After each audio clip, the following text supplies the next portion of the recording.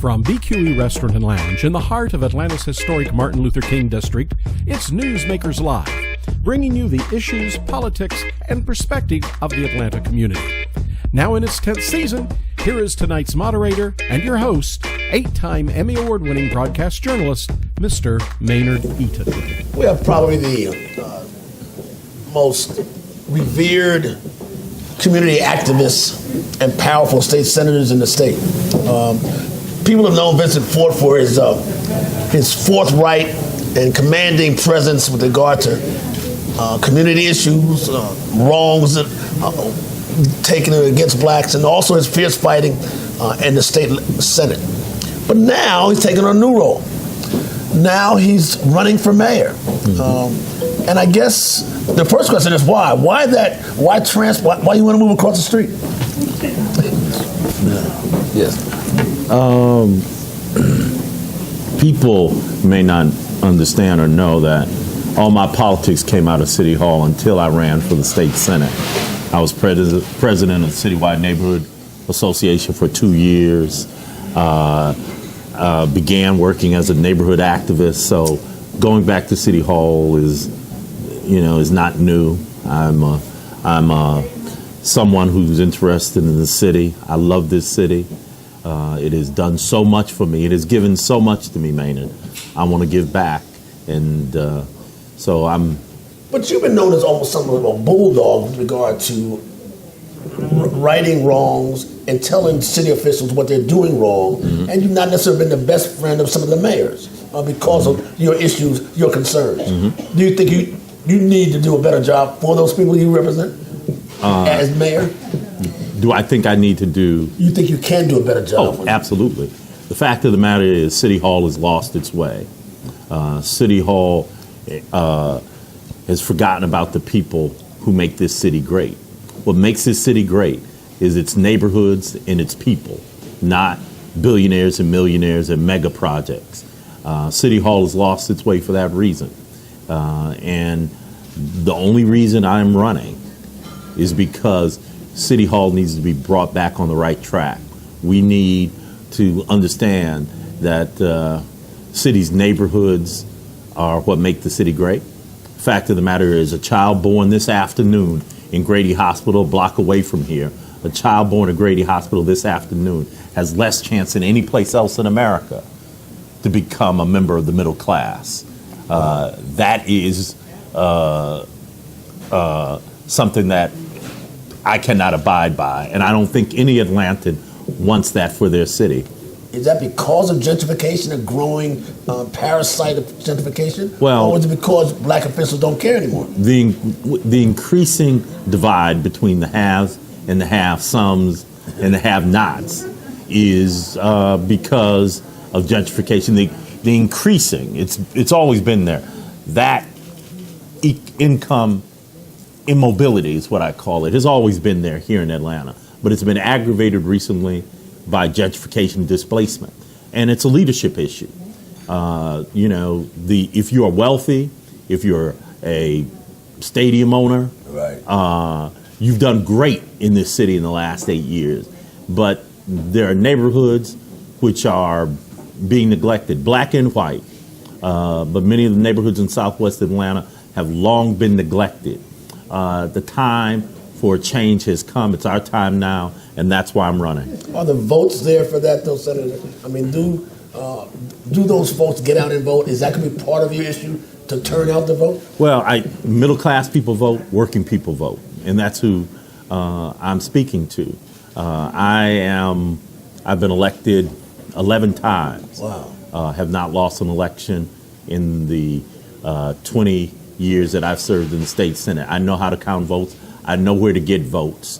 So if you ask me on November 7th, will I be able to get enough votes to be in the runoff? Absolutely. Absolutely. Will I get enough votes to win 4 weeks later in the runoff? Absolutely. I'm not in this to play around. I'm in this to win.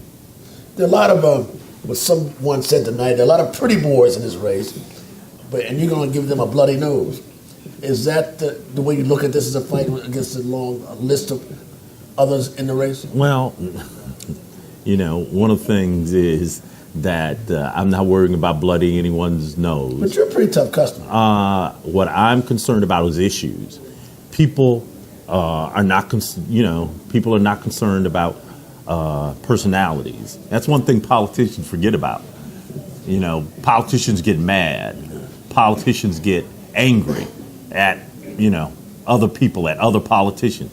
The fact of the matter is the people out in these neighborhoods that need help don't want personality. They don't want somebody getting mad all the time. What they want is somebody who cares about them. And, City Hall has too often thought about, people at City Hall have too often, and it's been confirmed in the last couple of weeks by the Obama U.S. attorney, when indictments have been come down, is proof positive that City Hall has lost its way. Too many people at City Hall are concerned about enriching themselves and not serving the people that they... You smell corruption there. Oh, no, I don't smell it. Ray Charles could see it. And the fact of the matter is that, there are people who have constructed a scheme to enrich themselves. When you have neighborhoods where unemployment is raging, when you have neighborhoods that are in decline, that is an affront to this city, the city that we all love. When you have people more concerned about getting $1 million in bribes as opposed to helping children in neighborhoods with after-school programs and that kind of thing, it's worrisome at best. And I'm going to speak out on it. The things that the U.S. attorneys talk about are alleged, and everyone is innocent until proven guilty. But at the same time, I think it's proof positive that City Hall is in a situation where they're not doing the people's business; they're doing their own business. That's an issue you're going to run with. That's an issue you're going to hammer. Well, it is part of a whole. The reason there are three things that I'm most concerned about: making sure our neighborhoods get the attention that they deserve. That's why I kicked off my campaign at Westgate Shopping Plaza. Westgate Shopping Plaza. Right. Its history. What it once was. What it once was. I know you never went to Mr. V's. You never went to an establishment like Mr. V's. No. But it used to be. Journalists don't do that. No. It used to be an exciting place to live. Right. And now Westgate Plaza looks like a ghost town. Right. And it's just symbolic of the decline in neighborhoods and the neglect of neighborhoods, particularly in Southwest Atlanta. And along Camden Road. Along Camden Road. Which was once a thriving, almost like a Southwest Auburn Avenue, right? 39 years ago when I came to Atlanta, it was a place to be. So neighborhood revitalization and stabilization, public safety, making sure that we are dealing with real issues as opposed to spending millions and millions of dollars putting young people in jail for marijuana busts. I am proposing decriminalization of marijuana in this city. One of your pet issues for a while. Yeah, well, it is an issue that's very important because it is the gateway to young people, particularly African Americans, into the criminal justice system. I think we do a lot better in dealing with the issue that City Hall nor the business community really wants to talk about, and that's the issue of gangs in this city. When you see what is happening on Cascade, when you see what's happening on Hamilton, the sliders, people attacking people at gas stations, beating up women, that is not happenstance. The fact of the matter is the gangs are sending in young people to do their business because those young people are less likely to go to jail. Unless we get on top of that issue and understand that it is related to the homicide rate. Homicides are up 49% over the last 8 years. Since 2013, there have been 113 murders, when in 2013, there were 84. That's a 33% increase in 3 years. We have a City Hall that doesn't want to talk about it. They want to talk about, I'm next in line. Right. Or they want to talk about, I'm a friend of somebody at City Hall. That's why you should vote for me. You should only vote for the person that has a message and a history of dealing with problems that in real people's lives. We haven't had that for a long time at City Hall. it's time for it now. And can you get that, as mayor, can you get that done? Or does it, or that's the leader can get things. The mayor directs what happens, you think? In terms of cleaning up the gang problem. Yeah, well, halting gentrification. You know, where I come from, you can't solve a problem until you recognize you have a problem. So in terms of gangs, in terms of gentrification, displacement, we're talking about specific programmatic things that can be done. We're going to be rolling those out over the next 8 months, well, 9 months now.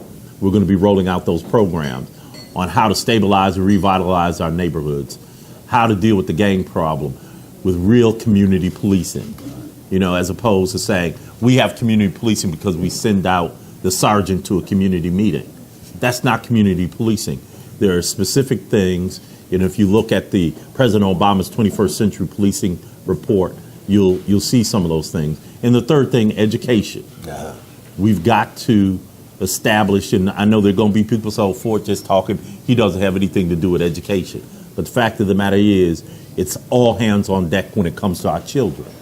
You know, community policing, K through 12, as opposed to privatizing and charterizing our schools, and then 2-year free tuition to a 2-year school for any child that graduates from a Atlanta public school system.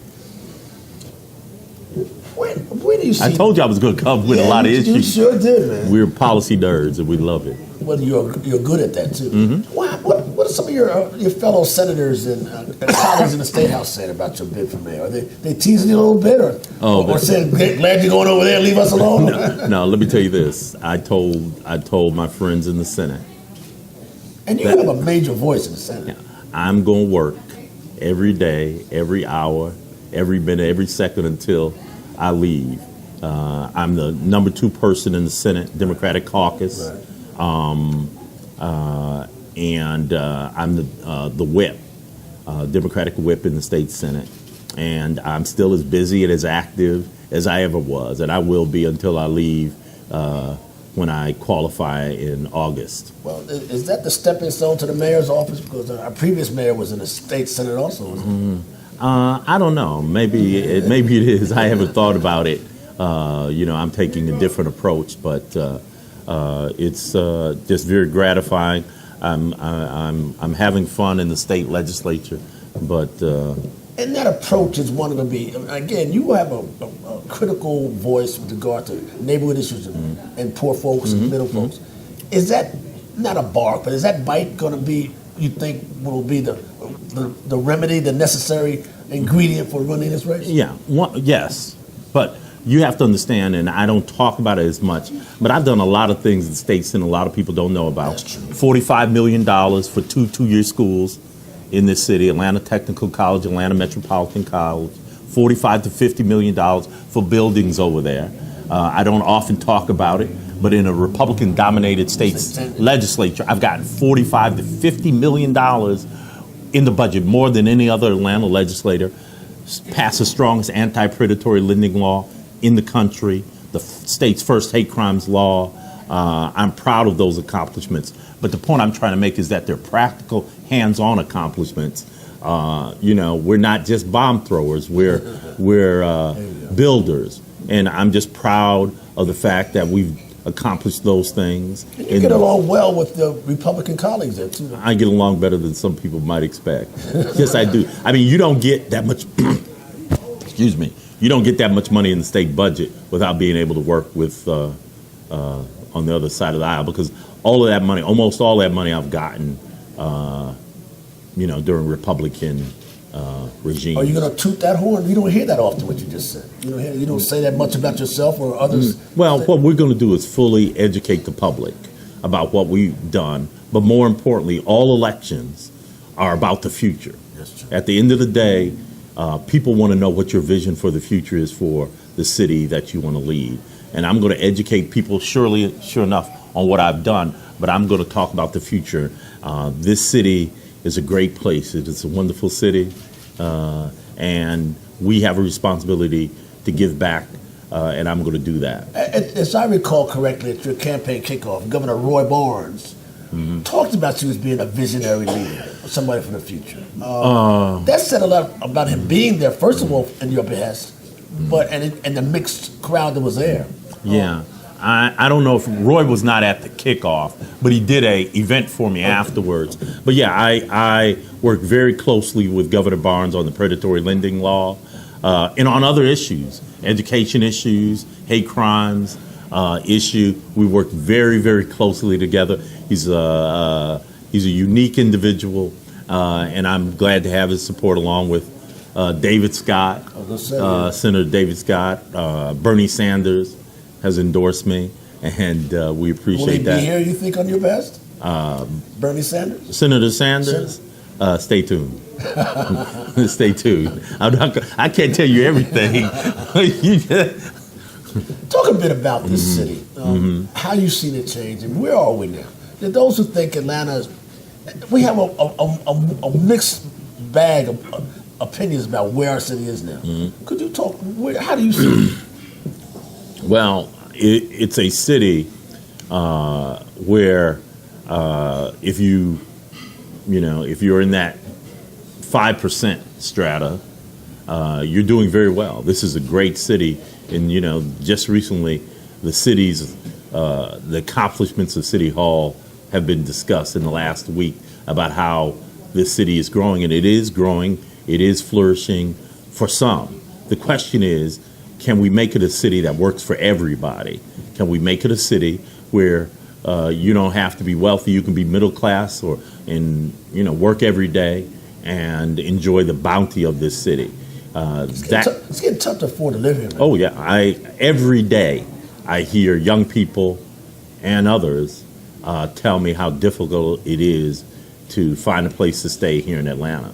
And that's not the city that I want. I think Atlanta's better than that. It should be a city where you have a strong, robust middle class. Can a black mayor win again? Yes. Yes. You've heard the naysayers say our time is over. You've heard that. Well, let me tell you this. You can have an African-American mayor. You can have a mayor who believes in everybody being included in the mainstream of the city, black or white. That person who speaks for neighborhoods, that person who speaks for regular folk, that's the person who's most likely to become mayor. The time that one can depend on getting votes, as I said, because I'm next in line, or I went to that school or this school, or that I'm a friend of the mayor's, that time is over. People are going to demand people who have looked out for them. I've been involved in a lot of issues, as I told you, predatory lending, hate crimes, Grady Hospital. Those are issues of a lifetime. And you've been doing that for a while. You're not a Johnny-come-lately to this. No, I've been doing this stuff for long before I got elected. I've been in the state Senate 20 years, been chair of committees and all that. 20 years ago? Yes, sir. I was first elected in 1996. Yeah, I was an underdog then, wasn't I? They sure were. Yeah. Couldn't win. Right. Had no chance. And you've been there ever since. Every day. You said, and I want to end on this note, you said the key to this race for you is message, money, and mobilization. Could you explain that for us? Yeah, all campaigns are about money, message, and mobilization. But the most important one of those is message. This past November 8th, 2016, the issue that won was message. Having a message that spoke to what people needed, what people wanted for themselves and their families. Message is absolutely critical. You have to have money. You have to be able to mobilize people, but you've got to have a message that resonates in people's minds and in their hearts. The person who has the best message and can be competitive in mobilizing and can be competitive in money is going to win the mayor's race this November in 2017. Financial deadline coming up is tomorrow, isn't it? Tomorrow. You got a lot of money in the bank, man? I am. Because money is important, man. Oh, absolutely. You can have the best message, but if you can't get it out, you have a problem. But I am supremely confident in my ability to raise the money to run a competitive race. I've always been confident in that, and the numbers that come out tomorrow will indicate that.